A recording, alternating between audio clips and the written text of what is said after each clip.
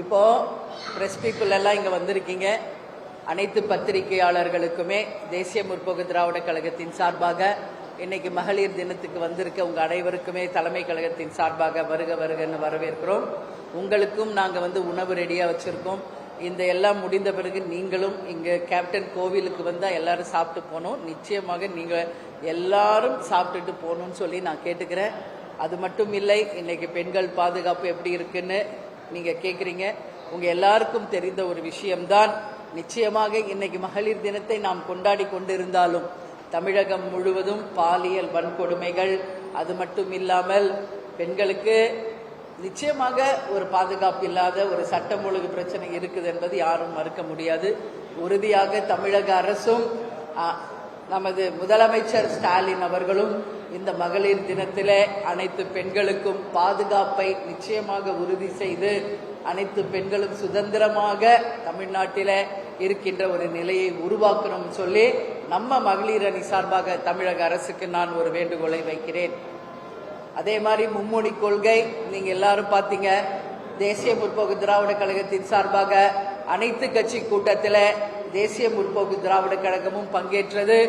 எங்களது அவைத்தலைவர் டாக்டர் இளங்கோவனும் துணை செயலாளர் பார்த்தசாரதி அவர்களும் சென்று அனைத்து கட்சி கூட்டத்திலே பங்கேற்றார்கள். அன்றைக்கு அந்த மும்மொழி கொள்கையை பற்றி விவாதம் நடந்தது. எங்களை பொறுத்த வரைக்கும், தேசிய முற்போக்கு திராவிட கழகத்தை பொறுத்த வரைக்கும், கேப்டன் அவர்கள் எங்களுக்கு வகுத்த வழியின்படி அன்னை மொழி காப்போம், அனைத்து மொழியும் கற்போம் அப்படின்றதான் எங்க தலைவர் நமக்கு சொல்லியிருக்காரு.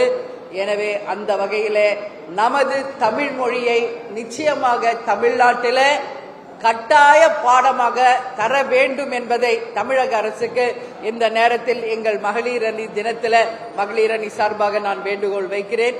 தமிழ்நாட்டில் தமிழ் கட்டாயமாக்கப்பட வேண்டும். அதே போல இன்றைக்கு அன்னை மொழியை காத்து அனைத்து மொழியும் கற்க வேண்டும் என்பதையும் கேப்டன் சொன்னது வகையில தான் இன்னைக்கு தேமுதிக நடந்து கொண்டிருக்கிறது என்பதையும் இந்த நேரத்தில் சொல்றேன். அதே மாதிரி தொகுதி சீரமைப்பு பற்றியும் அன்றைக்கு விவாதம் நடந்தது.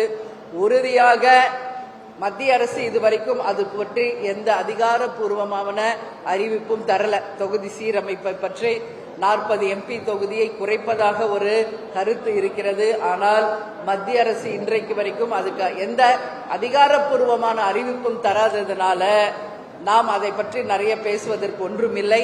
ஆனாலும் தமிழக அரசிடம் தேசிய முற்போக்கு திராவிட கழகம் அன்றைக்கு உறுதியாக சொல்லிவிட்டு வந்திருக்கோங்க. என்னன்னா, தமிழ்நாட்டில் நிச்சயமாக தொகுதிகளை குறைக்கின்ற இடத்துல மத்திய அரசு செயல்பட்டால் தமிழக அரசுடன் இணைந்து தேசிய முற்போக்கு திராவிட கழகமும் கடுமையான எதிர்ப்பை தெரிவிப்போம் என்பதை அன்றைக்கு உறுதியாக அனைத்து கட்சி கூட்டத்தில் நாம சொல்லி இருக்காங்க. எனவே 40 தொகுதிகளுக்கு கம்மி இல்லாம நிச்சயமாக தொகுதி சீரமைப்பில் தமிழ்நாடு வஞ்சிக்கதை தேமுதிக ஒத்துக்காது.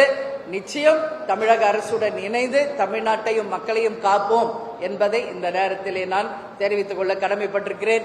எனவே இந்த மகளிர் அணி தினத்திலே இங்கு வந்திருக்கும் எங்களுடைய அன்பு சகோதர சகோதரிகள் எங்களுடைய பத்திரிகையாளர் அனைவருக்கும் எனது இருகரம் கூப்பி நன்றிகளை தெரிவித்துக் கொண்டு உங்களிடமிருந்து விடைபெறுகிறேன். நன்றி, வணக்கம்.